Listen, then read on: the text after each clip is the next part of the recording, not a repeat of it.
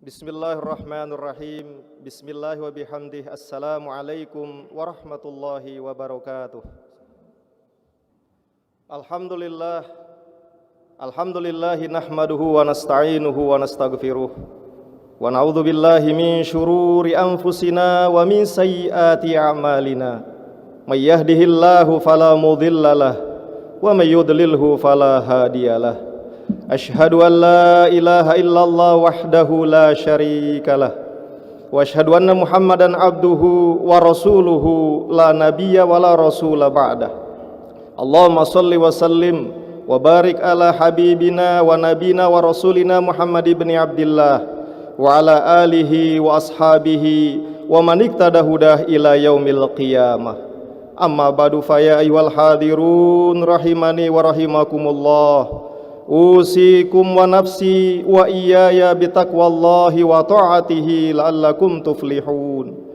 Ya ayyuhalladzina amanu taqullaha haqqa tuqatih wa la tamutunna illa wa antum muslimun.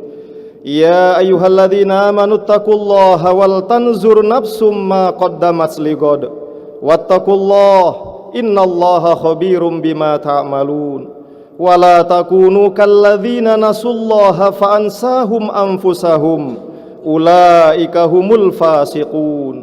La yastawi ashabun nari wa ashabul jannah, ashabul jannati humul faizun. Qala Allah ta'ala fi kitabihil karim, alladzina amanu wa hajaru wa jahadu bi amwalihim wa anfusihim fi sabilillah a'zamu darajatan indallah ulaika humul faizun. Wa qala ta'ala aidan fi kitabil aziz, wa dzalika wa may yu'azzim sya'airallahi fa innaha min taqwal qulub. Wa qala Rasulullah sallallahu alaihi wasallam fi haditsihi, innamal a'malu binniyat wa innama likulli imri'in ma nawa. Faman kanat hijratuhu ilallahi wa rasulih fa hijratuhu ilallah wa rasulih. Wa man kanat hijratuhu ila dunya yusibuha aw imra'atin yankihuha fa hijratuhu ila ma hajaru ilaih. Amma ba'd. Hadirin kaum muslimin sidang Jumat yang dirahmati Allah. Pada kesempatan Jumat yang mulia ini, hari Jumat tanggal 9 Muharram 1442 Hijriah, bertepatan dengan 28 Agustus 2020 Miladiah, khotib mewasiatkan mengajak diri pribadi dan kita semua yang hadir di masjid tercinta, Masjid Hubul Waton Islamic Center Provinsi Nusa Tenggara Barat ini untuk senantiasa meningkatkan keimanan dan ketakwaan kita kepada Allah Subhanahu wa Ta'ala, minimal dengan menjalankan segala perintahnya dan berikhtiar keras menjauhi segala larangan-larangannya. Khotib juga mengajak kita semua untuk senantiasa terus-menerus mensyukuri semua nikmat, semua karunia yang telah diberikan oleh Allah kepada kita hingga saat ini. Minimal dengan nikmat kesehatan, dengan nikmat keafiatan yang dilandasi iman dan takwa, merupakan nikmat terbesar yang kita terima hari ini. Lebih-lebih dalam situasi kita saat ini dan seluruh penduduk dunia dilanda oleh wabah COVID-19 yang belum kita tahu kapan akan berakhir. Yang jelas para hadirin, para jamaah rahimani rahimakumullah, kita semua ini alhamdulillah orang-orang pilihan, orang-orang yang diselamatkan oleh Allah, orang-orang yang diberikan kesehatan. Mudah-mudahan nikmat-nikmat besar ini akan senantiasa kita terima dan sudah barang tentu kita gunakan, kita ikhtiarkan dan kita implementasikan untuk syiar agama Islam, liizil Islam wal muslimin. Amin ya rabbal alamin. Hadirin kaum muslimin sidang Jumat yang dirahmati Allah, dalam kesempatan khutbah kali ini izinkan khotib menyampaikan khutbah singkat dengan judul pelajaran-pelajaran atau hikmah-hikmah penting dari peristiwa hijrah Nabi besar Muhammad sallallahu alaihi wasallam. Hadirin kaum muslimin yang dirahmati Allah, sekali lagi saat ini kita berada pada tanggal 9 Muharram di tahun 1442 Hijrah, di mana kurang lebih seminggu lebih 2 hari yang lalu kita memperingati hadirnya, datangnya tahun baru Islam 1442 Hijriah. Tentu kita semua memaklumi bahwa bulan Muharram itu sendiri termasuk bulan yang diagungkan oleh Allah dari sekian atau 4 bulan lainnya, sebagaimana tertera misalkan di dalam surat At-Taubah ayat 36 bahwa ada 4 bulan yang dikatakan sebagai bulan haram, dan termasuk dalam bulan haram ini adalah bulan Muharram ini. Begitu juga amalan-amalan yang sangat dianjurkan, misalkan kita meningkatkan ibadah kepada Allah dan berusaha menjauhi larangan-larangan Allah, tidak melaksanakan, meninggalkannya, kemudian termasuk berpuasa, termasuk hari ini puasa Tasu'a dan besoknya puasa Asyura di tanggal 10. Namun pada kesempatan ini khotib akan memilih tema mengapa Khalifah Umar bin Khattab meletakkan atau menjadikan peristiwa hijrah sebagai penanggalan baru di dalam Islam. Mungkin saat peringatan kemarin sering kita dengar, sering kita simak melalui seminar, melalui simposium, melalui kajian-kajian di majelis taklim menjelang datangnya bulan atau tahun baru Hijriah 1442 Hijriah ini. Tetapi sekali lagi mudah-mudahan ini menjadi peringatan buat kita agar kita berusaha melaksanakan semaksimalnya.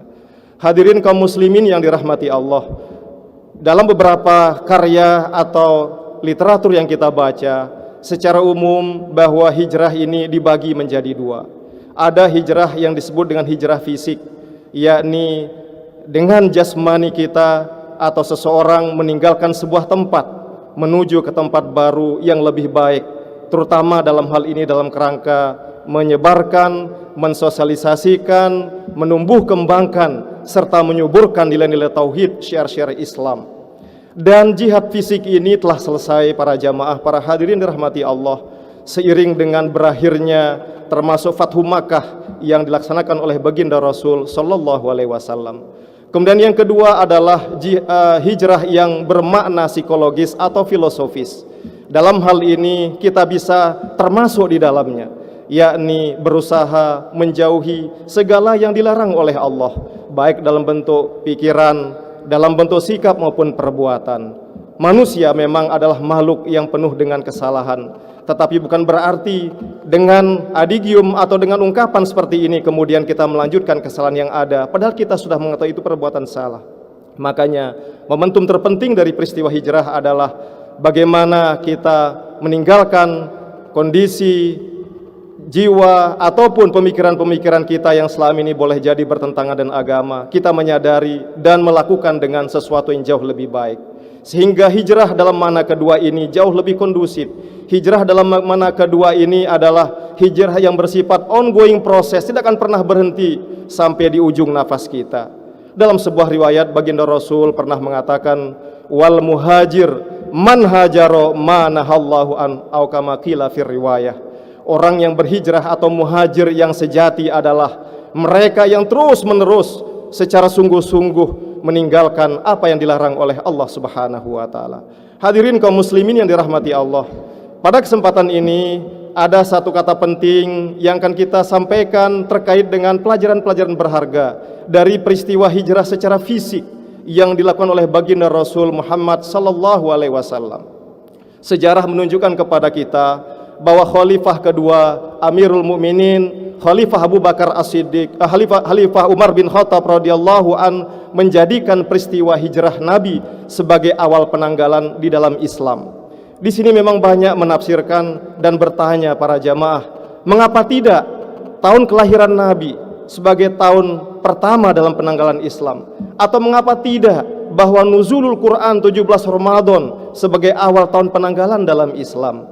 Di sini disimpulkan oleh para hukama, oleh para orang-orang soleh yang ahli hikmah, menyimpulkan bahwa ternyata Umar memilih peristiwa hijrah karena peristiwa hijrah baginda Nabi syarat dengan pesan-pesan profetik, syarat dengan pesan-pesan ilahiyah, dan sekaligus pesan-pesan insaniyah. Dalam hal ini khotib menyampaikan beberapa hal saja sesuai dengan kondisi yang ada. Hadirin kaum muslimin yang dirahmati Allah, pesan atau pelajaran pertama yang dapat kita ambil sebagai sebuah hikmah dan ibroh dari peristiwa hijrah adalah hijrah mengajarkan kepada umat Islam bahwa perbuatan besar, agenda-agenda penting keumatan harus direncanakan secara matang dan maksimal. Ini dapat kita lihat bagaimana baginda Nabi Muhammad SAW sebelum melaksanakan hijrah, beliau telah melakukan planning yang luar biasa bersama para sahabat. Ini misalkan terbaca para jamaah ketika beliau mengutus Mus'ab bin Umair untuk datang ke Yathrib atau yang kemudian dirubah menjadi Madinah Al-Munawwarah tersebut untuk melihat situasi yang ada. Begitu juga Rasul telah merencanakan bahwa salah satu sahabat yang akan mempertaruhkan nyawanya untuk menggantikan posisi beliau tidur di tikar kesayangan beliau, Ali bin Abi Thalib karramallahu wajhah. Kemudian juga beliau merencanakan bahwa sahabat yang akan mendampingi perjalanan panjang beliau selama kurang lebih 2 bulan 9 hari para jamaah dari Mekah Al-Mukarramah ke Madinah Al-Munawwarah. Mungkin zaman sekarang orang berangkat menggunakan bis dari Mekah ke Madinah atau Madinah ke Mekah hanya kurang lebih antara 8 sampai 10 jam dengan menggunakan bis ukuran kita. Tapi zaman itu baginda Rasul menempuh waktu cukup lama, 2 bulan 9 hari, terhitung tanggal 15 Juli 622 Hijriah, 622 Masehi sampai dengan 22 September 622 Masehi. Rasul menempuh perjalanan cukup panjang, ternyata berbagai pertimbangan strategis yang ada di dalamnya. Dalam hal ini Ali bin Abi Thalib mengatakan, al-haq bila nizam yaglibul batil binizam. Jadi sebuah hal organisasi atau agenda-agenda besar yang membawa maslahat, tetapi jika tidak direncanakan dengan matang, maka dikalahkan oleh kebatilan yang dilakukan dengan perencanaan yang matang. Atau mungkin kita di Indonesia sering kita mendengar orang yang gagal merencanakan sama dengan merencanakan kegagalan. Hadirin kaum muslimin yang dirahmati Allah, kemudian pelajaran berharga kedua yang dapat kita petik dari peristiwa hijrah Nabi adalah adanya niat yang tulus dan kesungguhan di dalam melaksanakan agenda-agenda besar keumatan yang akan membawa kemaslahatan. Hal ini misalkan dapat kita lihat dari hadis baginda Rasul Muhammad SAW yang kami baca dalam mukaddimah tadi. Ini merupakan hadis yang sangat sahih yang diletakkan dalam urutan pertama dari 40 hadis yang dinyatakan sahih oleh Imam An-Nawawi dalam kitab Arba'in Nawawiyahnya beliau. Dalam hadis tersebut ditegaskan oleh baginda Rasul, maka siapapun umat Islam termasuk ketika beliau hidup hingga saat ini, jika mereka meluruskan niat, membangun tekad yang baik, kemudian bersungguh-sungguh dalam bekerja keras, maka niscaya Allah dan Rasulnya akan melihat dan akan menerima itu sebagai pahala yang sangat besar. Namun jika mereka melaksanakan sesuatu, meskipun dari segi agama kelihatan baik perbuatan itu, kelihatannya untuk membangun tempat ritual, kegiatannya untuk membangun masjid, kegiatan untuk menolong sesama Islam, tetapi jika niatannya tidak baik, maka sungguh sia-sia amal perbuatan itu. Maka apa yang diniatkan itu pula yang didapatkan. Intinya dalam pelajaran kedua ini bahwa keberhasilan akan dicapai oleh siapa saja, bil khusus umat Islam ini, manakala diawali dari niat yang tulus dan dilanjutkan dengan ikhtiar yang mantap, maka insya Allah Allah akan meridhoinya. Kemudian yang selanjutnya, yang ketiga, para jamaah yang dirahmati Allah, bahwa kerja keras itu membutuhkan kerjasama sesuai dengan job deskripsi yang telah dibangun. Kita tahu bahwa Ali bin Abi Thalib rela tidur menggantikan posisi di tempat Nabi biasanya tidur. Padahal jika orang kafir akan membunuh beliau, beliau sudah tidak akan bernyawa seketika. Begitu juga Asma binti Abu Bakar, begitu juga Abu Bakar As-Siddiq, begitu juga Mus'ab bin Umair, termasuk Umar bin Khattab yang rela menahan orang kafir dan kekuatan fisik beliau, sehingga peristiwa hijrah ini berhasil dengan sukses. Intinya adalah Rasul mengajarkan kepada kita bahwa kerja besar, tegaknya ajaran-ajaran Islam dan syiar Islam ini hanya akan bisa terwujud manakala tercipta uhwah Islamiyah, tanpa dengan melihat siapa akan mendapatkan apa. Saat itu para sahabat benar-benar tulus berjuang demi tegaknya Islam, karena dalam keyakinan mereka kehidupan hakiki adalah bukan di dunia ini tetapi di akhirat kelak. Antara kaum muhajirin dan ansor saling menolong, baik dengan harta, dengan apa yang mereka miliki, binatang ternak, ataupun bahkan keluarga yang belum menikah diberikan oleh mereka demi kebersamaan sebagaimana ajaran baginda Rasul. Mereka pun kerap bersenandung, Allahumma la aisha illa aishal akhirah faghfiril ansor wal muhajirah. Ya Allah, kami sadar sesadar-sadarnya sesungguhnya tidak ada kehidupan yang sejati melainkan kehidupan di akhirat. Karena itu ampunilah kami, terutama kaum ansor dan kaum muhajirin yang berhijrah dengan taat. Para hadirin yang dirahmati Allah, dan terakhir sebagai pelajaran sebelum kita tutup khutbah singkat ini, bahwa hijrah juga mengajarkan kepada kita identitas umat Islam ini harus dibangun, ditegakkan dan disebarkan. Apalagi zaman sekarang, era milenial katanya, era abad 21. Maka kita sebagai umat Islam, termasuk generasi muda, kita jangan merasa inferiority complex, merasa rendah diri sebagai umat Islam. Dimanapun kita berada, wajib kita tegakkan ajaran Islam, wajib kita tegakkan syiar Islam, tetapi dengan cara bil hikmah wal mau'izatil hasanah, tentu dengan cara-cara yang sopan, cara-cara yang baik, yang sekiranya tidak mengganggu stabilitas nasional, termasuk nilai-nilai kemanusiaan universal. Hadirin kaum muslimin dirahmati Allah, sebagai penutup izinkan kami menyampaikan sebuah hadis yang diriwayatkan oleh Imam Ahmad. Mudah-mudahan hadis ini menjadi barometer kita dalam berjuang seiring dan bertambahnya usia kita. Khairun nas man tola umruhu wa husuna amaluh wa syarrun nas man tola umruh wa sa amaluh. Kata baginda Rasul, sebaik-baik manusia adalah mereka yang panjang umurnya, mereka yang diberikan kesehatan, keafiatan yang panjang, tetapi semakin baik, semakin panjang daftar amal kebajikannya. Dan seburuk-buruk manusia adalah mereka yang panjang umurnya, panjang kesehatan dan keafiatannya, dan bertambah panjang pula daftar kejahatannya. Mudah-mudahan kita semua yang hadir di masjid ini, keluarga kita dan jamaah kita, diberikan kekuatan, kesehatan oleh Allah untuk senantiasa berjuang, berhijrah, meninggalkan apa yang dilarang oleh Allah, dan terutama menegakkan syiar-syiar Islam, sehingga agama Islam ini menjadi tegak, menjadi dialami dan dipraktikkan oleh umat Islam, termasuk umat dunia pada umumnya. Amin ya rabbal alamin. Barakallahu li wa lakum fil Qur'anil azim wa nafa'ani wa iyyakum bima fihi minal ayati wa dzikril hakim wa taqabbala minni wa minkum tilawatahu innahu was-samiul alim fastaghfiruh innahu wal ghafurur rahim. Allahumma salli ala Muhammad, Allahumma salli ala sayyidina Muhammad, اللهم صل على سيدنا وحبيبنا وشافعنا وزخرنا ومصطفى مولانا محمد وعلى آله وصحبه وبارك وسلم والحمد لله رب العالمين.